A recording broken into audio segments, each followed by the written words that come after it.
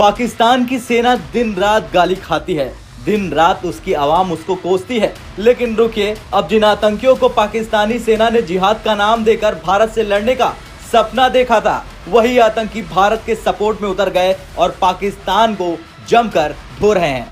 वो कह रहे हैं कि आज भारत दुनिया की 5वीं सबसे बड़ी अर्थव्यवस्था है और पाकिस्तान उसके सामने कुछ भी नहीं।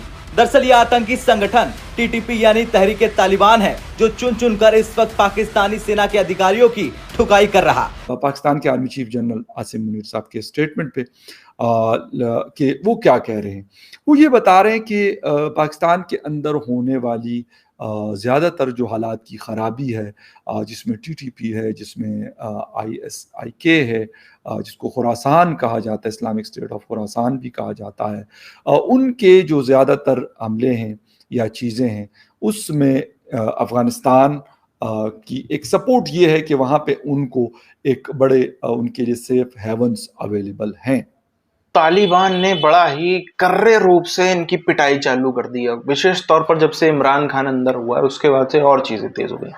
स्वाभाविक सी बात है, इमरान खान और तालिबान इस कड़ी पर दोस्त हैं कि दोनों का दुश्मन एक ही है, दोनों का दुश्मन एक ही है। इसलिए दोनों में से तालिबान को जब तकलीफ पहुंचती थी, तब आपको याद हो इमरान खान सत्ता में था, पूरी मदद की थी, और इधर इमरान खान की भी पूरी मदद तालिबान कर रहा है। और क्यों ना करे, दोस्ती तो इसी तरीके से निभाई जाती है। पर पाकिस्तानी फौज अभी भी रोज पिट रही है। और उससे बड़ी बात आपको पता है, पहले आप देखते थे हर दूसरे तीसरे दिन खबरें आती थी, मैं भी वीडियो डालता था, खबरें आती थी, पाकिस्तानी मीडिया में भी चलता था, भले ही 1 मिनट के लिए चले कि हमला हो गया फौज के ऊपर, ये वो दुनियादारी।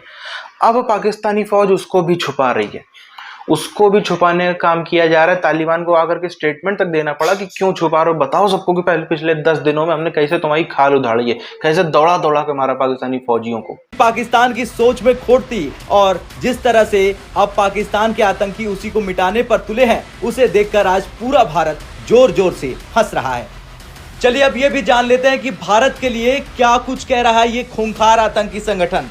दरअसल टीटीपी कह रहा है कि आजादी के 76 साल बाद भी पाकिस्तान एक आत्मनिर्भर देश के तौर पर विकसित नहीं हो सका। आज भारत दुनिया की 5वीं सबसे बड़ी अर्थव्यवस्था है। इसके अलावा टीटीपी ने अफगानिस्तान और बांग्लादेश की आर्थिक स्थिति की भी सराहना। टीटीपी ने जिस तरह से पाकिस्तान के टुकड़े टुकड़े और आजादी की बात कही, उसके बाद पाकिस्तान जैसे नापाक मुल्क को ये याद रखना चाहिए, जिहाद के नाम पर उसके इन्हीं आतंकियों ने क्या कुछ नहीं किया। अब बारी लाहौर, पेशावर और कराची की है। खैर अब देखना यह होगा कि क्या टीटीपी पाकिस्तान को खत्म करेगा या फिर कोई दूसरा आतंकी संगठन पाकिस्तान को मिट्टी में मिलाएगा। अब यह बयान पाकिस्तान की जनता के लिए भी मायने रखता है, क्योंकि पाकिस्तान की सत्ता में बैठे लोग और पाकिस्तानी सेना ने हमेशा आतंकियों को पाला और उसका खामियाजा सिर्फ जनता को भुगतना पड़ा। अब अगर बात टीटीपी की करें तो टीटीपी आतंकी पाकिस्तान के गले की हड्डी बन चुका है। वे कभी फिदाइन हमले करते हैं तो कभी पाकिस्तान की सेना के जवानों सुरक्षा चौकियों पर जमकर हमले करते हैं, कभी बम ब्लास्ट करते हैं तो कभी पुलिस कर्मियों पर जानलेवा हमला करते हैं।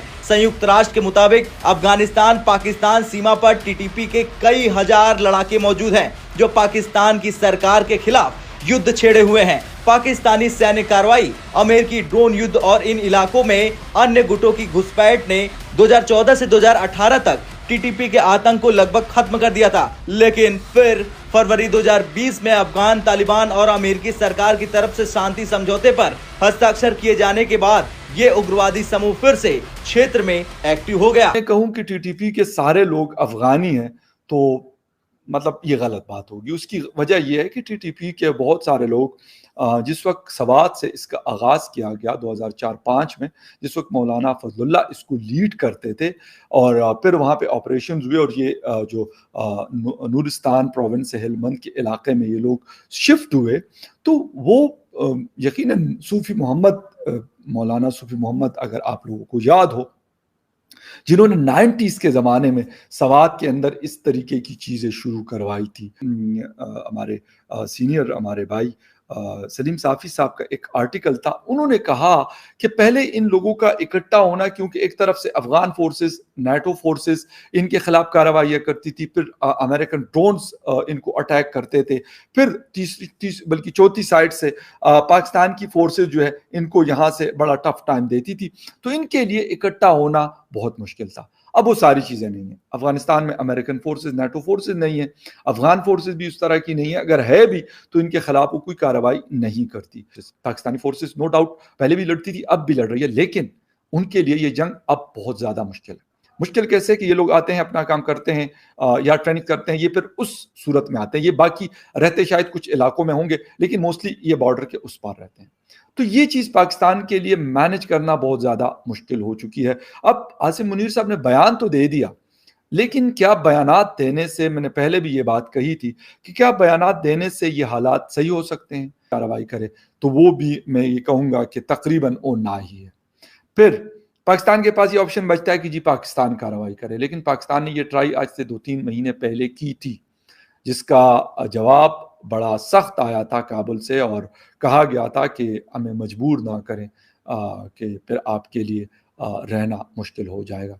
उसके बाद पाकिस्तान ने ऐसी कोई चीज़ नहीं की और मेरे ख्याल में किसी दूसरे कंट्री में जाना, फिर हम उस नैरेटिव को सपोर्ट यानी कहेंगे जो हिंदुस्तान कहता है कि अगर पाकिस्तान के अंदर हमारे खिलाफ कोई चीज़ है तो हम उसको अटैक करें, तो हमारे हिंदुस्तान है, तो वहाँ पे फिर हम क्या कहेंगे कि वो उनको अगर हम गलत कहेंगे और इसको सही कहेंगे तो फिर ये जोड़ बनता नहीं।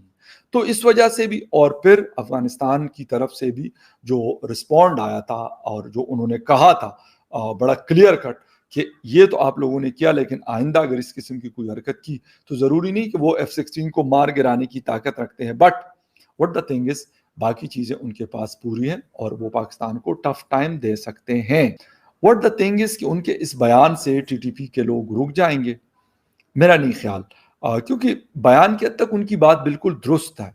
उन्होंने कहा ये नाजायज़ है, इसका रिलीजन से कोई ताल्लुक़ नहीं है, लेकिन क्या किसी भी इंसान के ऊपर बेगुनाह लोगों को मारना या एक जंग मुसल्लत करने की कोशिश करना कहाँ का मतलब ये किसी भी रिलीजन में ये अलाउ करता अहम है।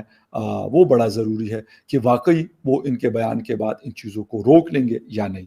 लेकिन अफसोस कि वो ब्लेम गेम जो आज से 2 साल पहले अशरफ गनी साहब की हुकूमत में चल रही होती थी, अब दोबारा से अफ़गान तालिबान की हुकूमत के साथ भी पाकिस्तान की शुरू हो चुकी है, जो अच्छी बात नहीं है, लेकिन अफसोस के साथ कि ये चल रहा है।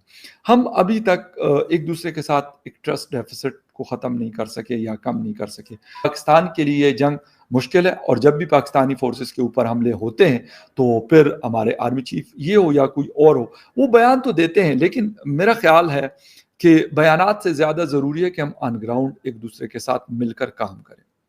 बयानात तो वो भी दे देंगे, उन्होंने जवाब हमें दे दिया, हमने उनको दे दिया, सो व्हाट।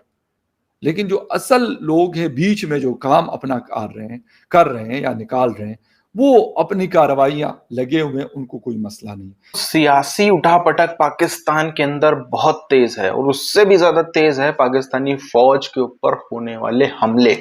पाकिस्तानी फौज के ऊपर ये लोग बता नहीं रहे, छुपाने की कोशिश कर रहे हैं, पर जो तालिबान है उसको खुद से आकर के स्टेटमेंट देना पड़ा कि छुपा क्यों रहे हो, बताओ पिछले 10 दिनों में हमने तुम्हारे साथ क्या किया है, बताओ पिछले 10 दिनों में कैसे हमने तुम्हारी जो है खाल उधेड़ के रख दी है, आकर के बताना पड़ रहा है। बताओ, इसी से आप अंदाजा लगा लो कितना ज्यादा जो है ये खबरें छुपाता है पाकिस्तानी मीडिया, पाकिस्तानी फौज की। अभी यही शहबाज शरीफ इन कुछ साथ में कुछ भी छोटा सा हो जाए तुरंत खबरें चल जाएंगी, लेकिन फौज का डर इतना है कि कोई बताता नहीं, जानते पिट रहा है फौज वाले तब भी नहीं बताते। तो ये जो बढ़ा है ना, जब से इमरान खान अंदर गया, मैंने आपसे उस दिन से ही कहा था कि फौज के ऊपर हमले बहुत बढ़ने वाले हैं, वो हुए भी, बस दिखाए नहीं मीडिया में, मीडिया ने नहीं दिखाया तो फिर हम भी आपको क्लिप्स कहां से दिखा दें। पर खबरें हैं कि अभी भी कोई ऐसा दिन नहीं बीत रहा है जब कोई किसी प्रकार का हमला ना हो रहा हो पूरे पाकिस्तान में। पूरे पाकिस्तान में क्या, वैसे ज्यादातर तो केपीके और बलूचिस्तान में ही होते हैं, तो इन इलाकों में ज्यादातर होते हैं रोज के हिसाब से, कोई 3 दिन 4 दिन हफ्ता भर भी नहीं, अब तो रोज हो रहा है। पाकिस्तानी फौज छुपाने की कोशिश कर रही, मगर छुपाया भी नहीं जाता, बताया भी नहीं जाता, क्या ही कर सकते हैं। अभी भी यदि आप देखिए तो इनका जो फौज है, इनका जो फौजी है, उसका कॉन्फिडेंस गिर चुका है, भयानक रूप से गिर चुका है। किसी भी देश में आपको पता चलेगा कि 365 में से 250 दिन या 300 दिन फौजी पिटते रहते हैं, फौजियों पे हमले होते हैं और कोई भी स्ट्रिक्ट एक्शन नहीं ले पा रहे हैं ऊपर बैठे हुए लोग, अधिकारी लोग। और ऊपर बैठे हुए लोग कर क्या रहे हैं? एक्शन तो नहीं ले पा रहे। कर क्या रहे हैं? वो अपना प्रॉपर्टी बनाने में लगे हैं, वो आइलैंड खरीदने में लगे हैं, वो टापू खरीदने में लगे हैं, वो अपनी संपत्ति बढ़ाने में लगे हैं। कोई पिज्जा चेन, कोई फलाना चेन, कोई चिकन चेन, कोई अलग अलग चीजें चला रहे हैं। तो मनोबल ना गिरे तो क्यों ना गिरे।